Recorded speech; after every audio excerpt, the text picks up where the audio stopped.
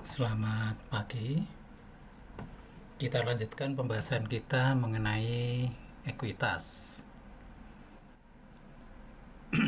Kali ini kita akan melanjutkan pembahasan tentang subtopik reakuisisi saham. Yang dimaksud dengan reakuisisi saham itu artinya perusahaan membeli kembali saham yang sekarang beredar. Nah, saham yang dibeli kembali nanti dikenal dengan istilah saham treasury. Ya, jadi saham treasury.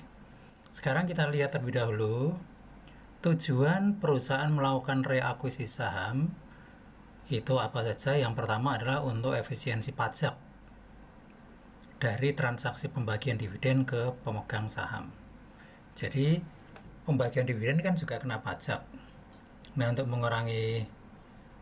melakukan efisiensi pajak, maka jumlah dividen yang dibagi juga dikurangi. Salah satu caranya adalah dengan mengurangi jumlah lembar saham yang beredar.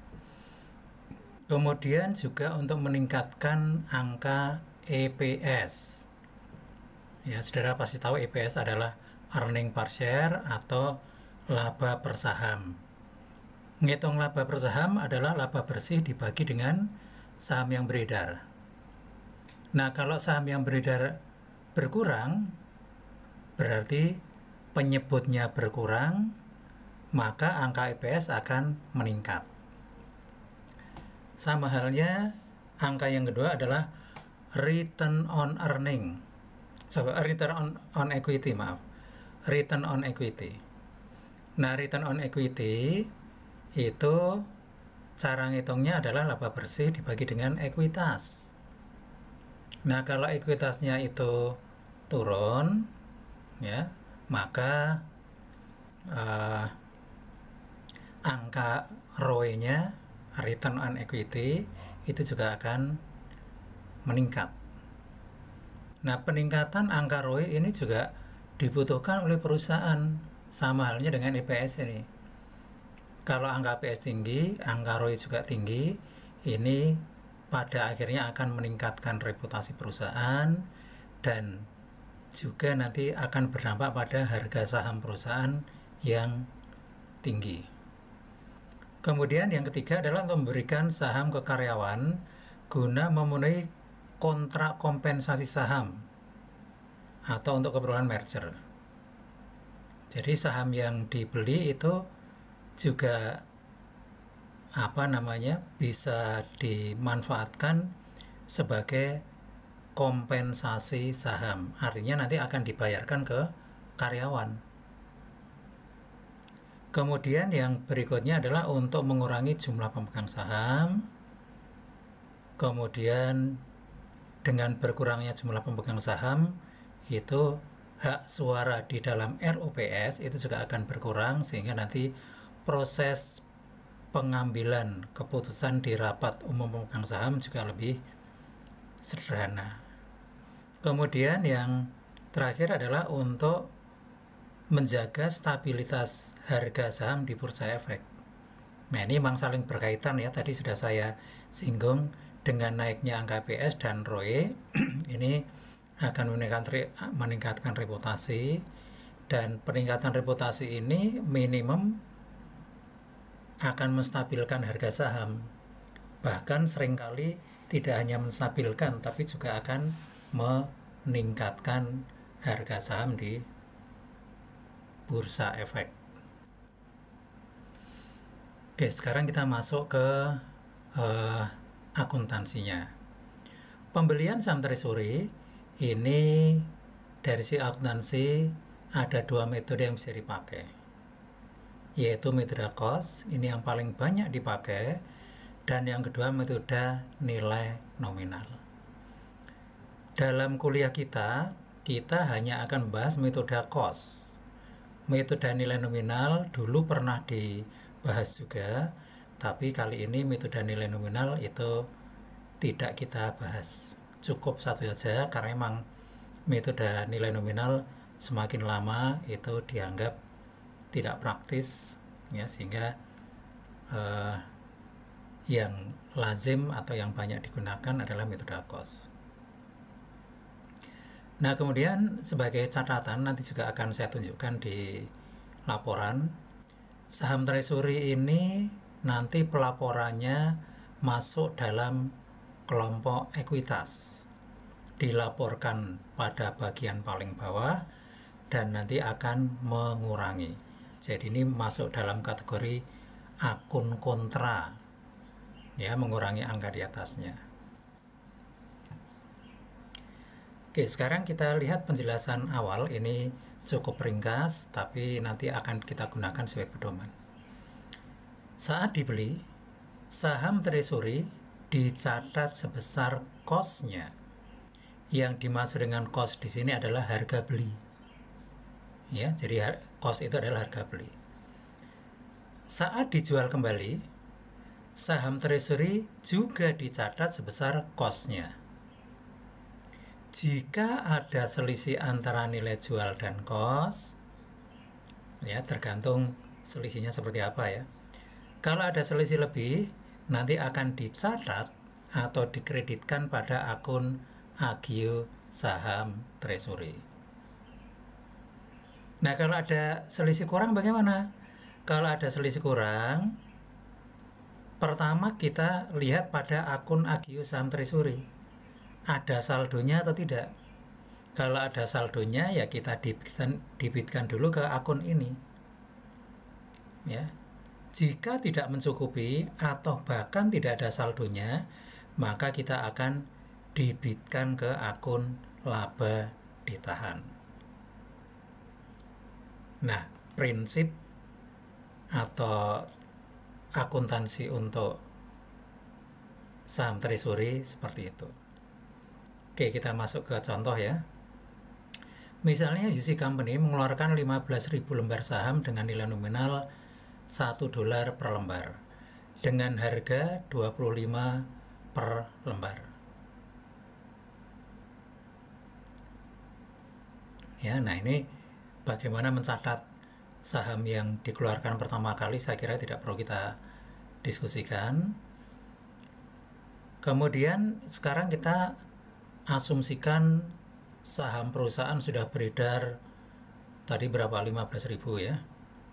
Pada tanggal 1 April, perusahaan membeli 1.000 lembar saham yang beredar dengan harga 28 per lembar. Nah, jadi harga beli ini yang tadi kita sebut dengan cost. Oleh karena itu, kita akan mencatat transaksi ini dengan mendebit akun saham treasury, atau Anda boleh juga menggunakan akun modal saham treasury. Ya, pakai kata modal boleh, tidak juga tidak apa-apa. Yang penting adalah konsisten. Sebesar cost-nya yaitu 1.000 kali 28, kreditnya kas. Ya, kita membeli 1.000 lembar. Nah, kemudian setelah dibeli, itu nanti ada dua pilihan. Kemarin kan sempat saya sampaikan bahwa saham treasury ini nanti bisa dijual kembali atau bahkan dihentikan. Nah, sekarang kita bahas dulu yang dijual kembali. Nah, dijual kembali ini harganya bisa di atas cost, tadi costnya 28, harganya bisa di atas 28 atau di bawah cost, ya kurang dari 28. Nah, sekarang kita lihat contohnya. Misalnya dari 1.000 lembar tadi, 500 lembar itu dijual dengan harga 30 per lembar. Nah, cost-nya 28, nilai jualnya 30, berarti ada kelebihan ya. Kelebihannya nanti akan kita catat dalam akun agio saham treasury. Jadi jurnalnya debit kas 500 kali 30, 15.000. Kemudian kreditnya saham treasury 500 dikalikan dengan cost-nya 28, ketemu 14.000. Kelebihannya kita kreditkan ke akun agio saham treasury. 15 Oktober tadi kan 1.000 dijual 500, masuk 500. Dijual lagi 300 lembar saham treasury dengan harga 9 per lembar. Nah, ini jauh di bawah cost ya. Berarti kita kan rugi. Ruginya berapa ini? 28 dikurangi 9, ruginya 19 ya. Nah, nanti pertama akan kita kerugian ini akan kita debitkan ke akun saham treasury. Kalau kurang, maka kita debitkan lagi ke akun laba ditahan. Oke, kita lihat debitnya kas 300 kali 9, 2.700. Kemudian tadi kan kita punya akun saham treasury yang bersaldo kredit 1000 ya. Nah, kalau kreditnya 1000 berarti kita mendebitnya maksimum juga 1000. Ya, kita debit AGU saham treasury 1000. Nah, kekurangannya itu berapa? Nah, kita hitung. Kerugiannya kan 19. Ya. 19 kali 300 itu 5.700. Nah, 5.700 sudah kita tutup dengan saldo AGU saham treasury 1000, kekurangannya 4.700, kita debitkan ke akun laba ditahan. Kreditnya saham treasury kita kredit sebesar cost-nya, yaitu 300 lembar kali cost per lembar 2028. Oke. Sudah dijual 800, masih tersisa 200. Nah, kemudian dijual lagi ini ya. 100 lembar dijual lagi dengan harga 11. Nah, ini juga rugi. Ya. Cost-nya 28 dijual dengan harga 11, berarti ruginya 17 ya. 17 kali 100 sama dengan 1.700. Karena akun AGU saham treasury tidak lagi punya saldo, maka kerugian 1.700 seluruhnya didebitkan ke laba ditahan. Jadi jurnalnya debit kas, kredit, laba ditahan. Kreditnya saham treasury sebesar cost-nya 100 kali 28. Nah, setelah dijual yang ketiga ini, tadi kita punya 1000, dijual 500, dijual lagi 300, dijual lagi 100, masih tersisa 100. Nah, ternyata yang 100 ini tidak dikeluarkan lagi, tidak dijual lagi, tapi dihentikan dari peredaran. Ya. Nah, kalau dihentikan dari peredaran, maka jelas kita akan mengkredit saham treasury, kemudian kita akan mendebit nilai nominal modal saham, ya, sesuai dengan informasi tadi. Ya, informasi awal tadi kan kita lihat dulu ya. Nah, ini nilai nominal 1 lembar dijual dengan harga 25, berarti ada AGU saham 24 ya. Nah, tinggal nanti dikalikan dengan jumlah lembarnya. Oke, jadi modal saham biasa kita debit sebesar nilai nominal 100, ya, 100 kali 1. AGU saham biasa juga kita debit ya 2.400. Nah, kemudian dulu kita jual berapa? Dengan harga 25, kita beli dengan harga 28, kan masih rugi nih. Ruginya 300 kali 100, ruginya 3 kali 100 sama dengan 300.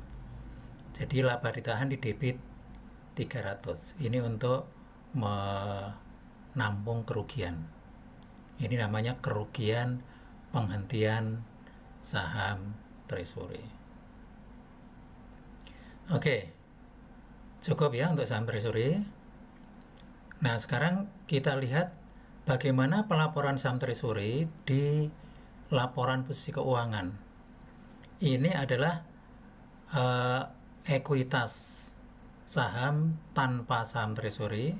Jadi hanya ada paid in capital, ya, modal di store, ada saham biasa, ada additional paid in capital.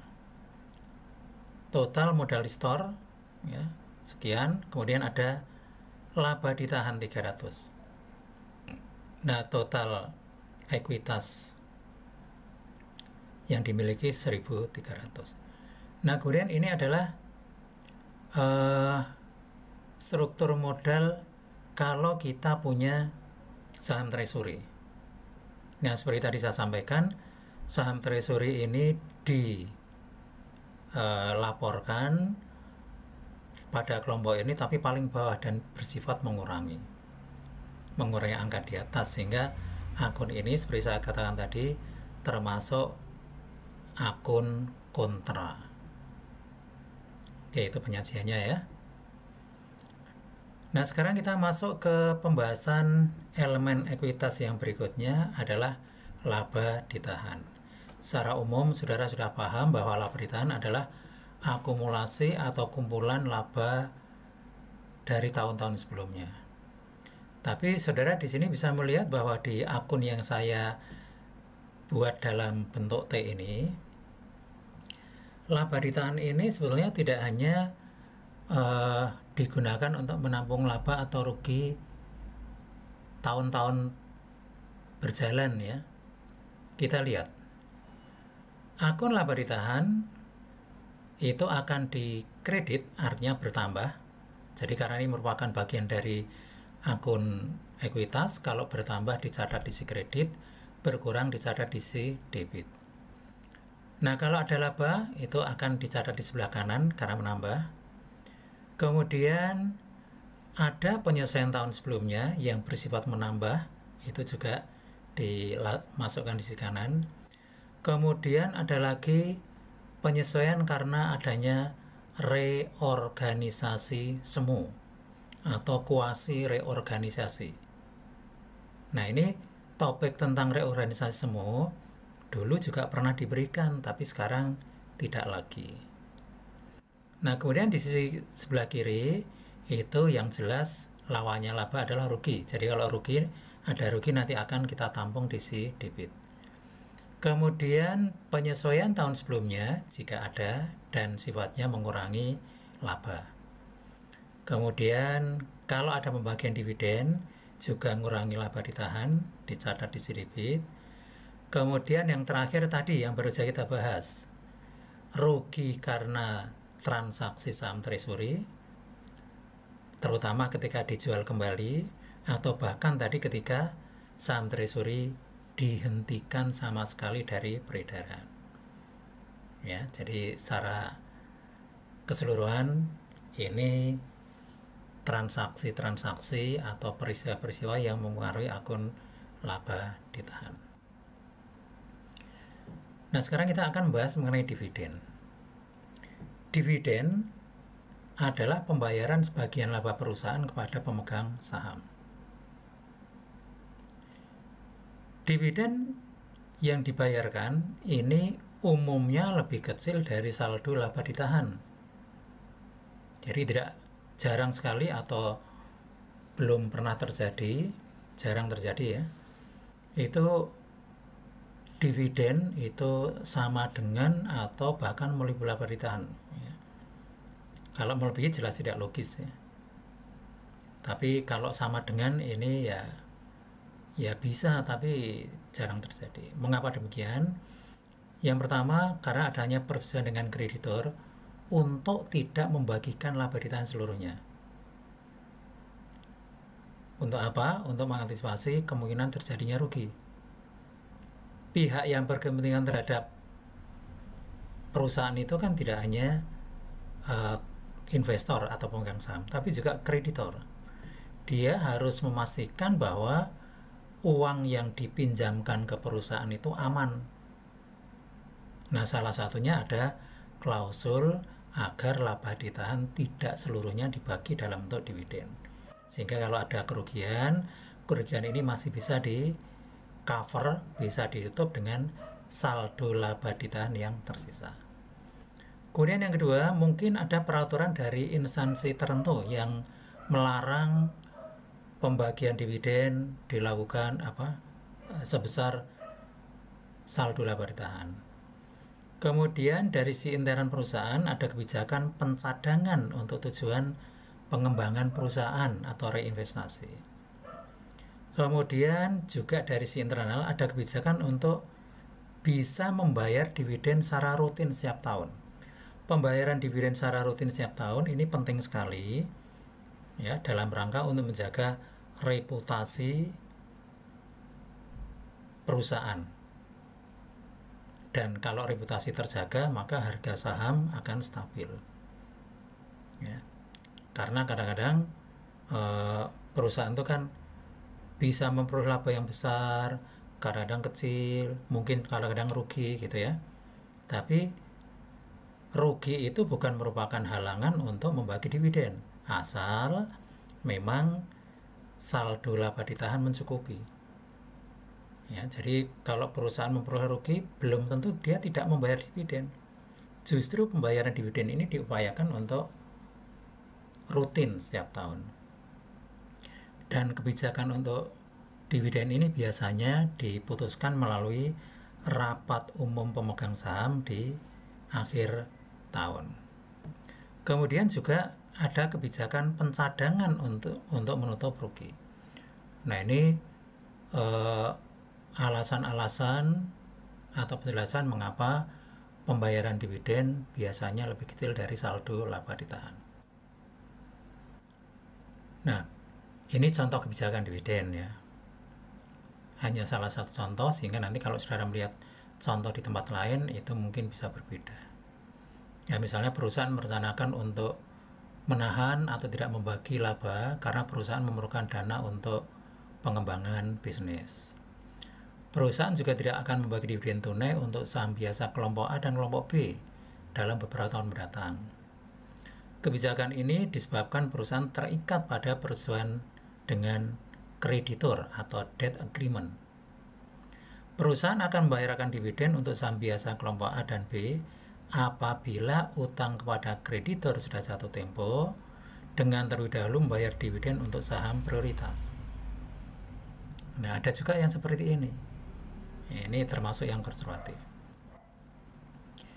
Sekarang kita lihat terlebih dahulu beberapa hal penting yang terkait dengan kebijakan dividen. Yang pertama adalah tanggal-tanggal yang berhubungan dengan dividen. Yang pertama adalah tanggal pengumuman atau date of declarations.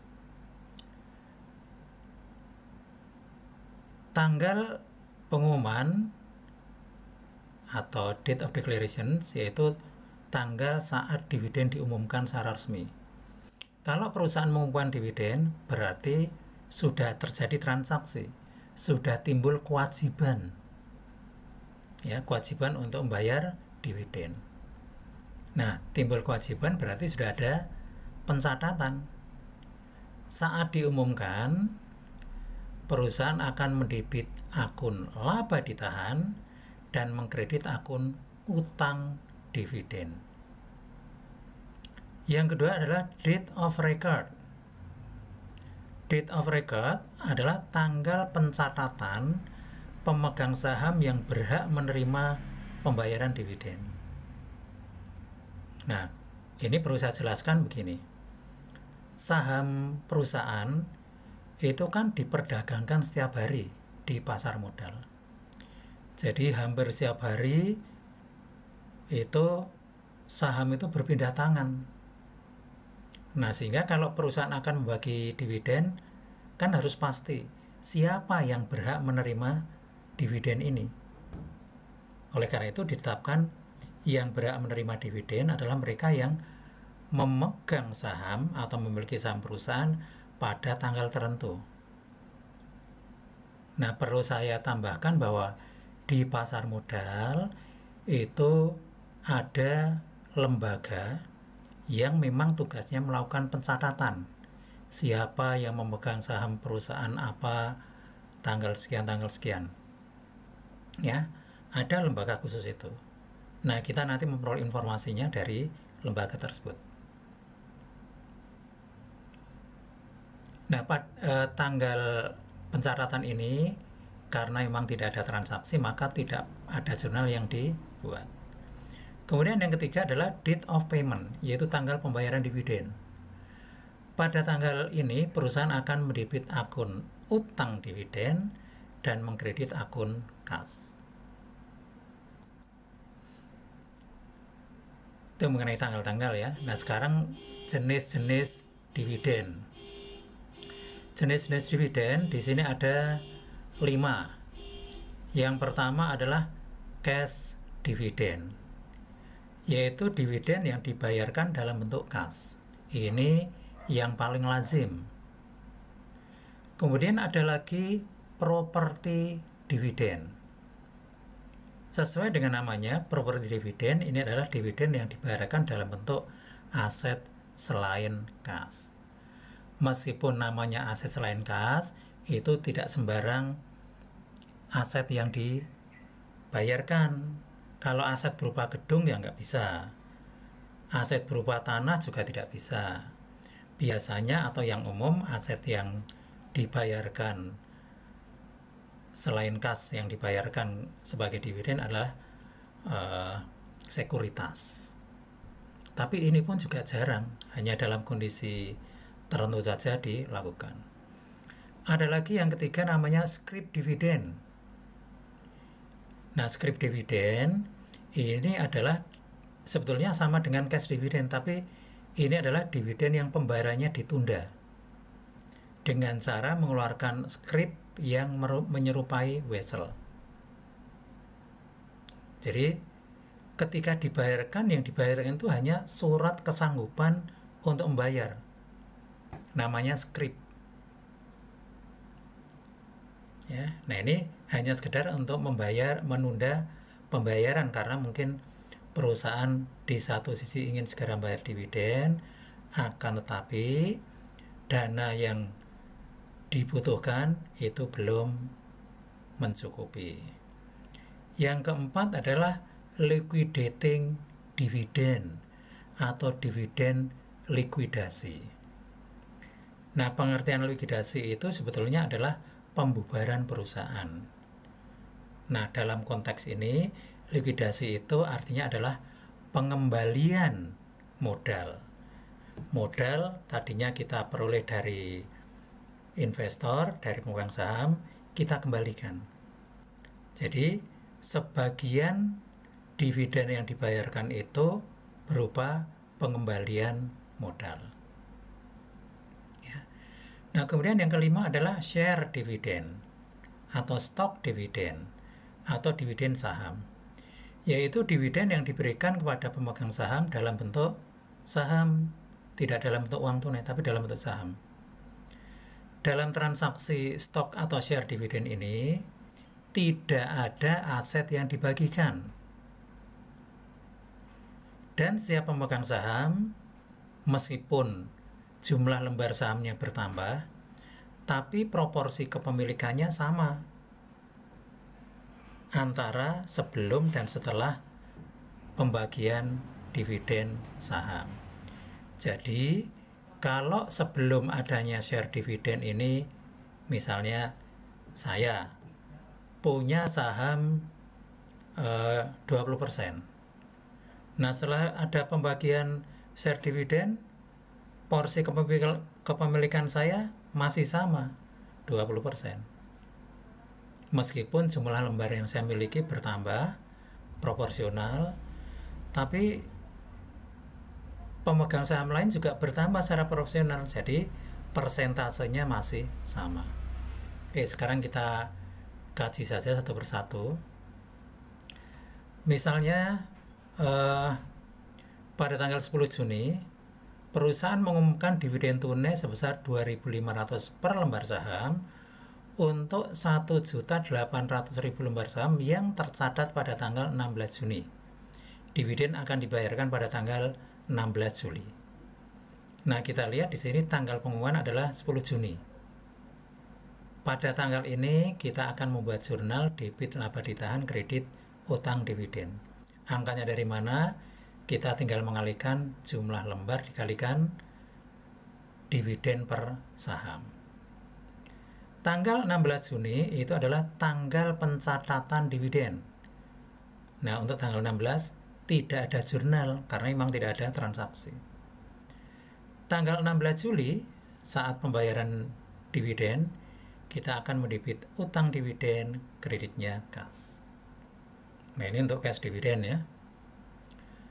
Kemudian untuk properti dividen, kita lihat contohnya, misalnya PT Belladonna ingin menyerahkan investasi dalam sekuritas yang memiliki kos 2,5 miliar kepada para pemegang saham dengan mengumumkan properti dividen pada tanggal 28 Desember. Penyerahan akan dilakukan pada tanggal 30 Januari untuk pemegang saham yang tercatat pada tanggal 15 Januari 2015. Saat diumumkan, nilai pasar sekuritas ini adalah 4 miliar. Jadi ada kenaikan nilai investasi. Kita lihat jurnal yang dibuat, ya, saat diumumkan, debit investasi dalam sekuritas, ya, 1 miliar 500, ini adalah angka kenaikan nilai sekuritas. Kemudian kreditnya laba kenaikan sekuritas. Jadi kenaikannya dulu dicatat.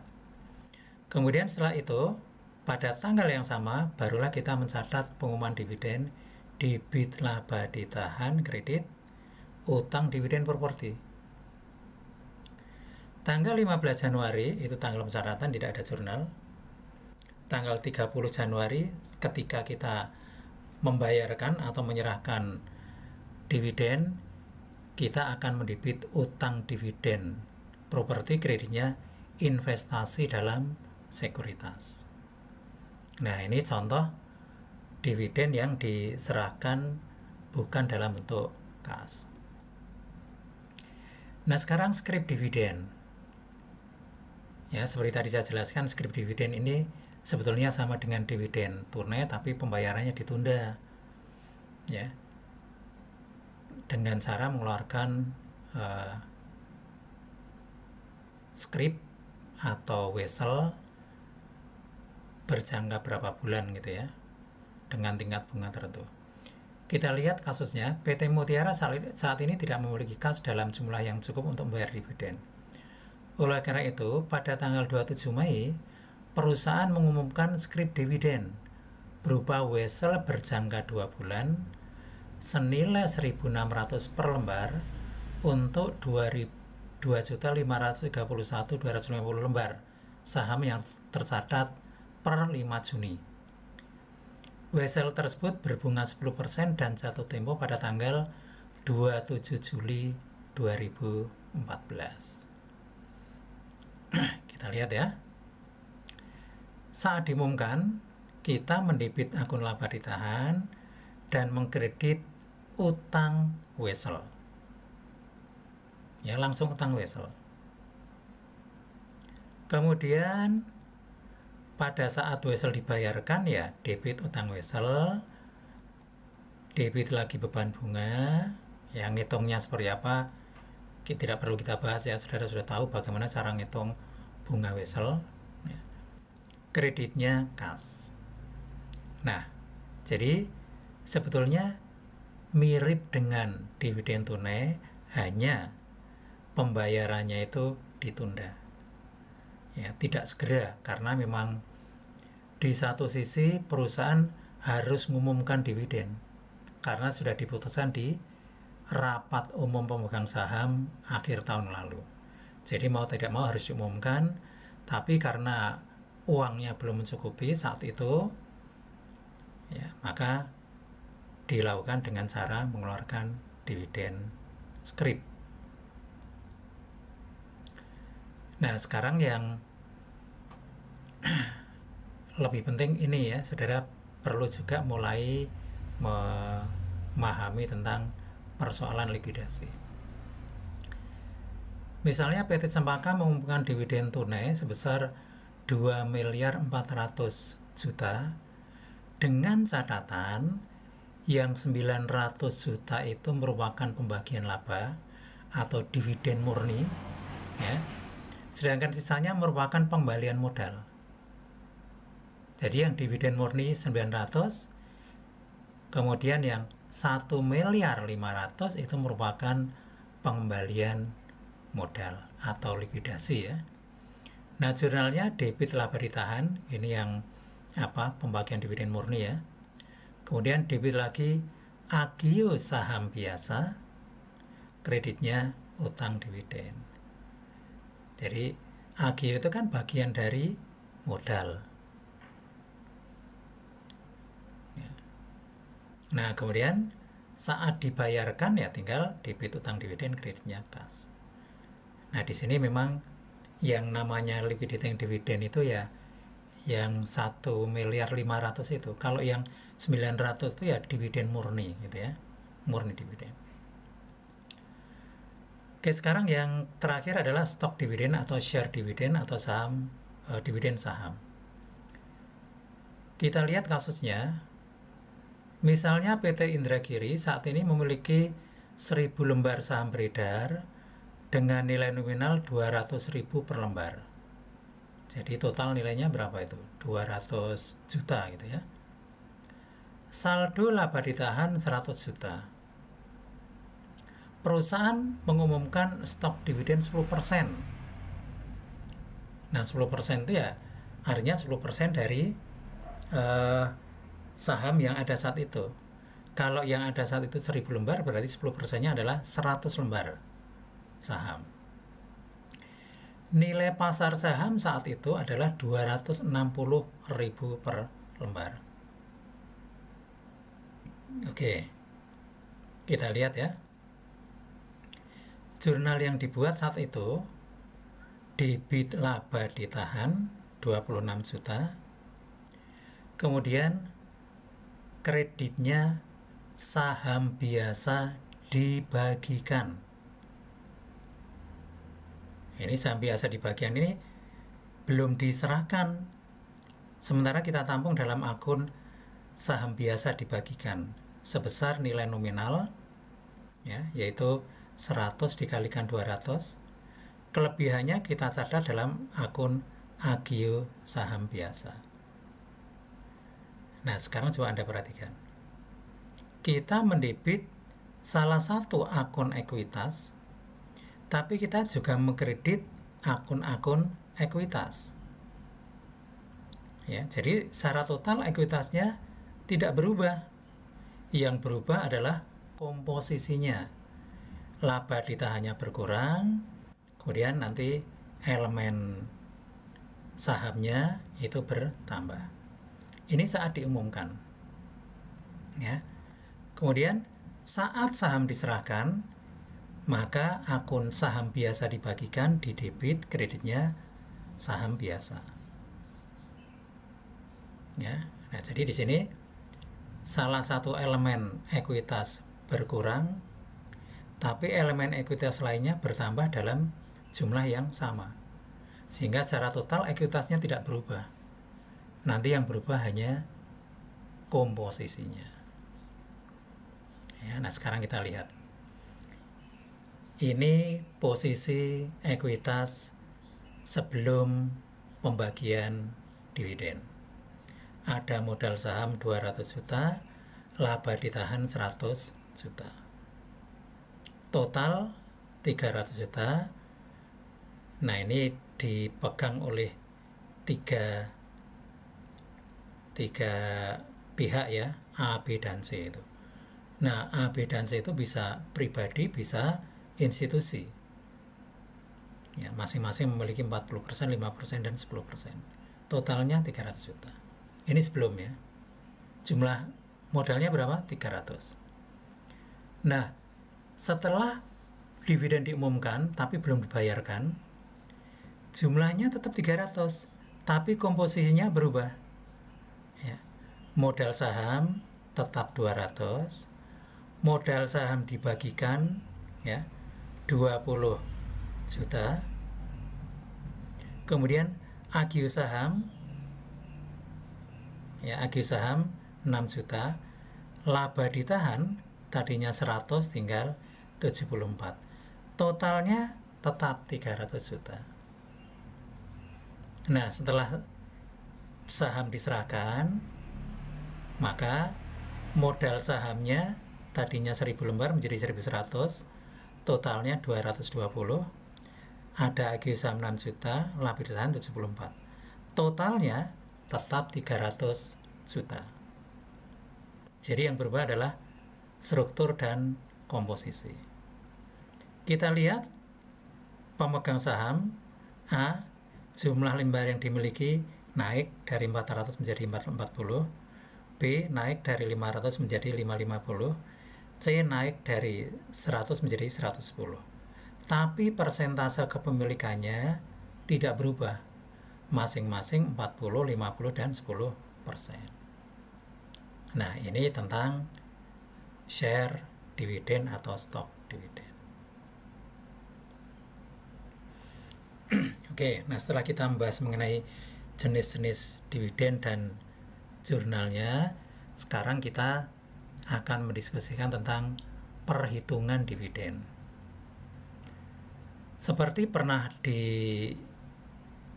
disinggung sebelumnya bahwa saham itu ada dua macam, yaitu saham biasa dan saham preference atau saham istimewa. Nah, keistimewaannya itu dalam hal apa? Salah satunya adalah dalam hal pembagian dividen. Ya. Salah satunya dalam hal pembagian dividen. Nah, sekarang kita akan diskusikan itu. Nah, kemudian ada penjelasan tambahan di sini bahwa sifat preferensi atau sifat istimewa saham preference itu ada dua jenis. Yang pertama adalah sifat kumulatif, yang kedua berpartisipasi. Kumulatif itu artinya kalau tahun kemarin kita tidak membagi dividen, maka tahun ini pemegang saham preference berhak atas dividen 2 kali, yang tahun kemarin dan tahun ini. Itu makna kumulatif. Tapi kalau tidak kumulatif, nah berarti dia hanya tahun ini. Gitu ya. Itu makna kumulatif dan tidak kumulatif. Kemudian satu lagi, berpartisipasi. Berpartisipasi itu artinya pemegang saham preference berhak atas sisa dividen. Saya ulangi ya, berhak atas sisa dividen setelah dividen itu diperhitungkan untuk saham biasa dan saham preference. Jadi mula-mula dihitung secara normal, kalau masih ada sisa, maka saham preference itu berhak atas sisanya. Itu makna berpartisipasi. Jadi nanti sifatnya itu bisa dua-duanya, bisa salah satu. Langsung kita lihat contohnya ya. Misalnya sebuah perusahaan merencanakan akan membagi dividen tunai sebesar 100 juta. Saham yang beredar terdiri atas saham biasa dengan nilai nominal 800 juta dan saham preference 6% dengan nilai nominal 200 juta. Nah, di situ saham preference 6%. 6% itu adalah tarif dividen untuk saham ini. Jadi seperti kemarin saya jelaskan, saham preference itu sifatnya setengah utang, setengah modal. Mengapa saya katakan setengah utang? Karena dia berhak atas pembagian dividen dengan tarif tetap. Seperti halnya kalau obligasi ada tingkat bunga, gitu ya. Nah, jadi tarif dividen 6% itu tarif tetap. Setiap tahun dia akan memperoleh 6% dari nilai nominal. Oke. Kita lihat pembagiannya. Jika saham preference tidak kumulatif dan juga tidak berpartisipasi. Nah, kalau sifatnya seperti ini, maka dia hanya berhak atas dividen sebesar 6% dari nilai nominal. Ya. Nah, nanti sisanya seluruhnya untuk saham biasa. seperti perhitungan di tabel ini, SP itu saham preferred, SP itu saham biasa ya. Pertama kita, ini prioritas ya. Pertama kita hitung hak saham preferred atas dividen, yaitu 6% kali 200 juta sama dengan 12 juta. Nah, karena saham yang dividen yang dibagi 100 juta, 12 juta itu untuk saham preferred, sisanya 88 seluruhnya untuk saham biasa. Ya. Nah, jadi setelah dihitung dibagi, saham preferred berhak atas dividen 12 juta, saham biasa 88 juta. Ya, nah kalau dibuat jurnal ya seperti tadi, debit laba ditahan, kemudian kreditnya boleh dirinci ya, utang dividen saham preferred 12 juta, utang dividen saham biasa 88 juta. Kita tidak lagi bahas jurnal, tapi kita fokus ke perhitungan. Nah, sekarang bagaimana jika saham prioritas tidak berpartisipasi tapi bersifat kumulatif? Kebetulan perusahaan tidak membayar dividen selama 2 tahun terakhir. Nah, karena sifatnya kumulatif, maka saham preferred berhak atas dividen 2 tahun lalu yang memang belum dibayarkan. Oleh karena itu perhitungannya, pertama kita menghitung dividen saham terutang untuk 2 tahun. Ya. 2 tahun berarti 2 kali tarifnya 6% kali nominalnya 200 juta. Ya. 2 kali 6% kali 200 juta ketemu 24 juta. Ini dividen saham preferred yang terutang untuk 2 tahun. Kemudian berikutnya dividen saham preferred tahun ini 6% kali 200 juta sama dengan 12 juta. Ya, 12 juta. Oke. Nah, setelah dikurangi dividen saham preferred 36 ini ya. Ini di sini 12 ini. Maka sisanya 64 ini seluruhnya untuk saham biasa. Ya, nah ini kalau sifatnya kumulatif.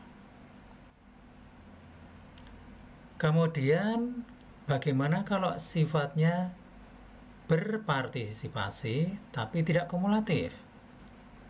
Nah, kalau tidak kumulatif berarti tahun-tahun kemarin diabaikan.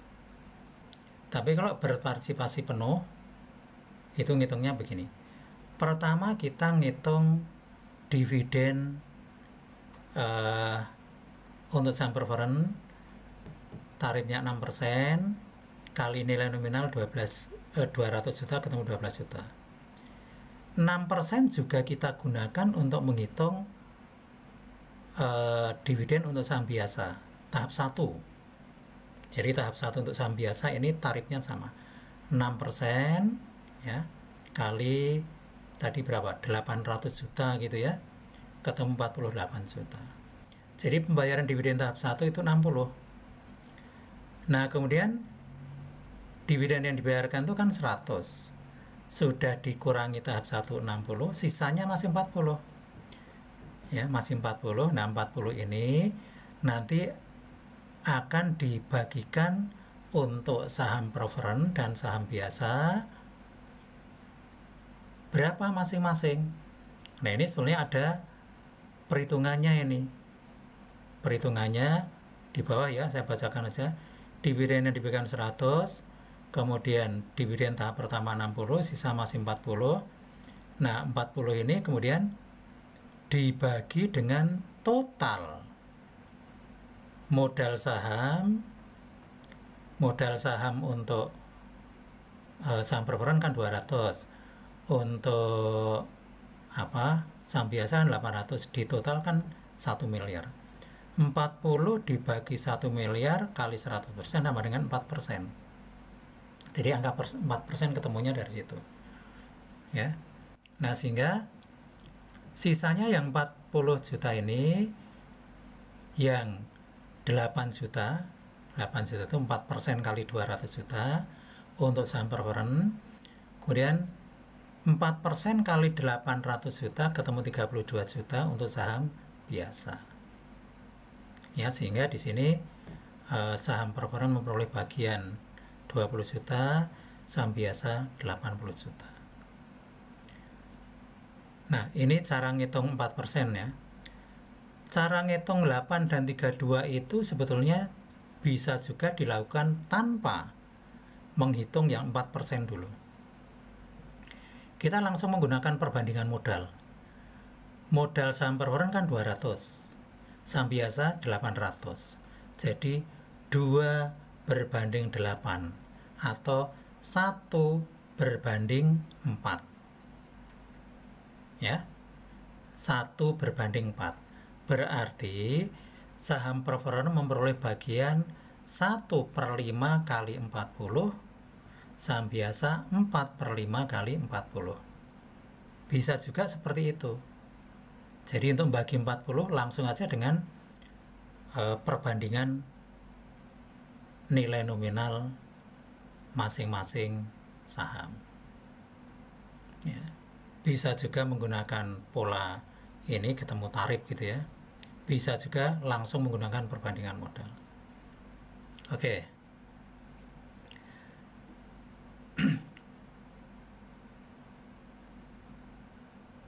Ini ya, ini kalau menggunakan perbandingan modal, saham preferred 1/5, saham biasa 4/5.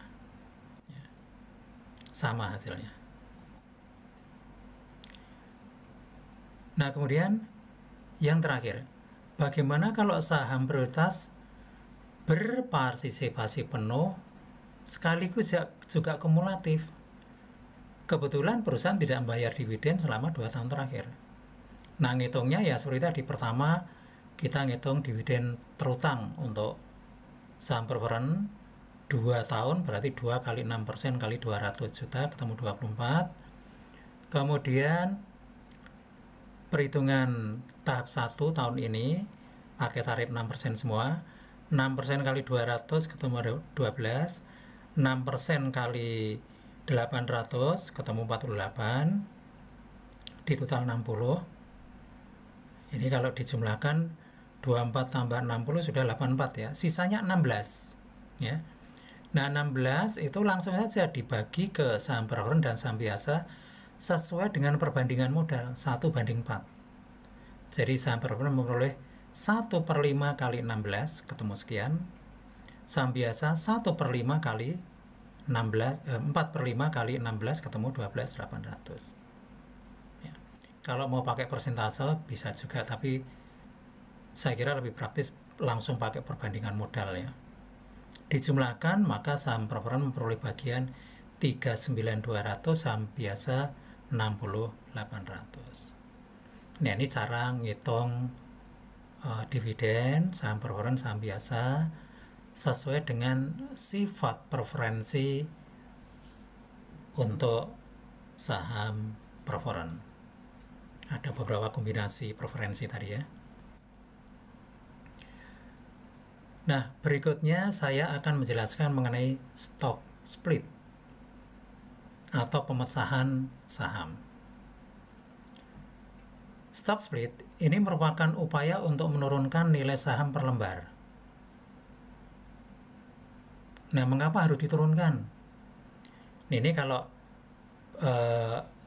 menggunakan pengalaman saya di dalam mengamati harga saham di pasar modal, saya pernah mengamati salah satu harga saham untuk timah pada tahun ya 2005-2006 ya. Saat itu memang harga timah dunia naik, sehingga saham perusahaan timah ini dalam 1 tahun itu naik luar biasa. Dari harga saham per lembar waktu itu saham PT Timah ya, TINS, itu dari 7 ribuan, itu menjelang akhir tahun harga per lembar mencapai di atas 30.000. Nah, lalu apa yang terjadi? semakin besar semakin tinggi harga sahamnya, itu volume transaksinya semakin kecil. Ya, volume transaksi semakin kecil itu. Nah, sehingga perusahaan dalam hal ini TINS atau PT Timah itu melakukan stock split. Dipecah. Satu lembar dipecah menjadi 5 waktu itu ya. Nah, sehingga harga per lembarnya turun ya, 30 sekian dibagi 5 ya kira-kira 6 ribuan ya, hampir 6 ribu waktu itu. Nah, itu salah satunya. Ya. Alasan lain mungkin ada ya, tapi yang pengamatan empiris yang saya temui seperti itu di Indonesia itu. Oke, sekarang dari si akuntansi bagaimana? Dari si akuntansi tidak ada jurnal yang perlu dibuat. Cukup dibuatkan memo atau memorandum notes yang menunjukkan bahwa nilai nominal per lembar turun dan jumlah lembar saham naik. Jadi di sini kan tidak ada penambahan, tidak ada pengurangan. Yang berubah hanya lembarnya bertambah, kemudian nilai per lembarnya, nilai nominal per lembar turun, tapi totalnya tetap sama. Anda bisa melihat di ilustrasi di bawah ini. Sebelum stock split, modal sahamnya 1000 lembar dengan nilai nominal 200.000 per lembar. Nah, kemudian dilakukan stock split. 1 lembar menjadi 2. Maka jumlah lembarnya naik dari 1000 menjadi 2000, tapi nilai nominalnya turun menjadi separuhnya. Totalnya masih sama. Ya. Nah, stock split dari peristiwa yang saya ceritakan juga merupakan peristiwa yang sering terjadi. Ya, sering terjadi. Nah, ini dalam praktek sering disebut dengan corporate action. Ya, kalau saudara pernah 1-2 kali itu mengamati trading itu ada informasi yang disebut dengan corporate action, tindakan korporasi. Nah, lalu dari si akuntansi ini pengaruhnya lagi bagaimana? Nanti kalau kita mendiskusikan tentang perhitungan laba per lembar saham, nah ini menjadi relevan. Ya, karena lembarnya kan naik. Berarti kalau ngitung earning per share juga mempengaruhi angka earning per share. Nanti kita ketemu lagi di topik tentang perhitungan earning per share. Nah, berikutnya adalah pencadangan laba ditahan. Tadi di depan sudah kita singgung ya, bahwa dividen itu tidak boleh dibagikan dalam jumlah yang sama besar dengan laba ditahan. Karena ada kebutuhan-kebutuhan khusus, misalnya dicadangkan untuk perluasan perusahaan pabrik, reinvestasi dan seterusnya itu. Ya. Nah, ini dari si akuntansi ini juga tidak ada hal yang spesifik, hanya ada semacam reklasifikasi. Ya, reklasifikasi artinya pengelompokan. Kalau totalnya nanti tidak berubah, hanya ya bagian yang dicadangkan tidak boleh digunakan, tidak boleh diutik-utik gitu ya. Nah, supaya tidak terganggu oleh kebutuhan untuk membayar dividen, maka ini nanti akan disisihkan, ditampung dalam akun khusus. Kalau nanti keperluannya sudah selesai, maka akun khusus ini akan dihilangkan, ya, dikembalikan ke posisi awal, yaitu ke laba ditahan. Oke. Alasan dilakukannya pembahasan laba ditahan tadi sudah ya, tapi ini ada tambahan, ada pembatasan legal, ada pembatasan kontrak, kemudian ada kebutuhan untuk mengantisipasi kemungkinan rugi, kemudian perlindungan terhadap posisi modal kerja. Kita lihat contohnya, misalnya dimutut cadangan untuk perusahaan pabrik sebesar 800 juta per tahun selama 5 tahun dengan cara mentransfer dana dari laba ditahan. Sekali lagi ini tujuannya supaya dananya tidak ikut terbagikan dalam bentuk dividen. Jadi disisihkan, diamankan gitu ya. Jurnal yang dibuat setiap tahun dari tahun ke-1 sampai tahun ke-5 sama. Debit laba ditahan, kreditnya cadangan perluasan pabrik. Nah, ini dengan tujuan supaya dananya aman ya. Nah, kalau nanti sudah selesai dikembalikan lagi ke laba ditahan. Debitnya ya, cadangan laba ditahan untuk perluasan pabrik totalnya 4 miliar ya. Kreditnya laba ditahan. Nah, kemudian kalau ada pembatasan laba ditahan, ini juga nanti diungkapkan di catatan atas laporan keuangan. Nah, ini salah satunya ya. Salah satunya dijelaskan ini ada pembatasan karena perusahaan terikat oleh perjanjian kredit. Ya, ini kalimatnya nanti contohnya seperti ini ya, nanti bisa saudara baca sendiri. Yang penting saudara tahu bahwa jika ada pembatasan, ini juga harus diungkapkan ya, di dalam catatan atas laporan keuangan. Nah, berikutnya adalah penyajian ekuitas.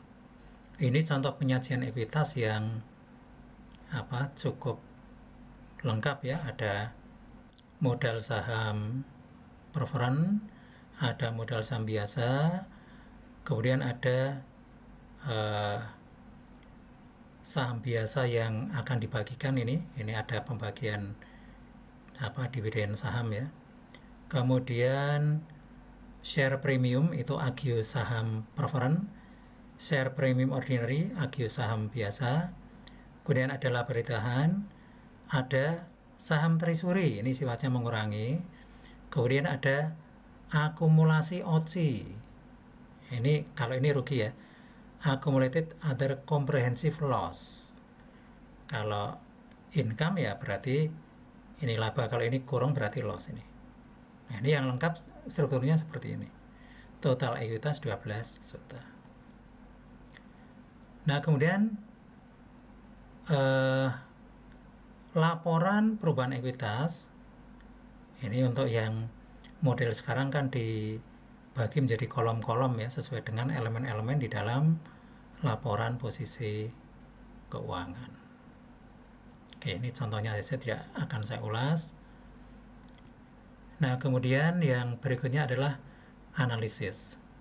Informasi tentang ekuitas ini juga akan digunakan, diolah lagi menjadi angka-angka yang akan lebih bermanfaat bagi pengguna. Yang pertama adalah untuk menghitung ROE, tadi sudah di depan ya. Kalau nama lengkapnya adalah Return on Ordinary Share Equity. Ya, jadi kalau di depan tadi saya mengatakan ROE, Return on Equity. Rumusnya adalah laba bersih dikurangi dividen saham preferred dibagi dengan jumlah lembar saham. Nah, di sini ketemu 12%. Angkanya sudah ada semua ya. Nah, rasio ini menunjukkan berapa rupiah laba yang dihasilkan oleh perusahaan untuk setiap rupiah yang diinvestasikan oleh pemilik. Jadi kalau di sini 12% artinya setiap 1 rupiah atau setiap 1 dolar uang yang diinvestasikan oleh pemilik, perusahaan bisa menghasilkan 12%-nya atau 12 sen atau 0,12 rupiah. Kalau dalam dolar ya 0,12 dolar. Nah, kemudian informasi tentang saham juga digunakan untuk menghitung payout ratio, jadi rasio pembayaran dividen 20%. Kemudian yang terakhir ini ya, menghitung nilai buku per lembar. Nah, nilai buku per lembar ini adalah nilai per lembar saham yang akan diterima oleh pemilik jika perusahaan dilikuidasi saat itu. Oke, saya kira itu ya mengenai bagian yang kedua dari ekuitas.